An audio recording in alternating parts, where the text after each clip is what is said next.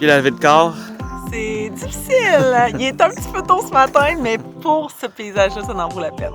Mais se lever à 4 heures du matin pour aller admirer le lever du soleil vu du ciel grâce à Hydravion Aventure, ou peut-être, tassez-vous de là, j'arrive. Pour notre envolée, on a eu la chance de voler dans un de leurs nouvelles hydravions de type Kodiak.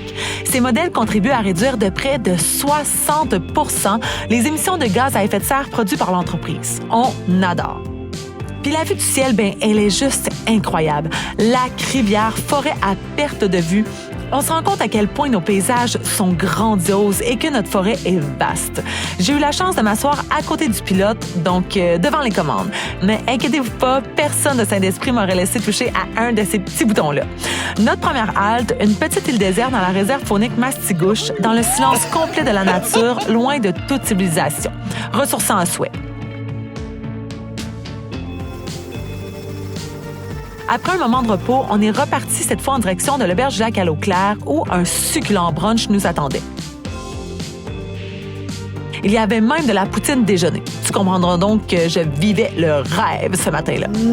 Non.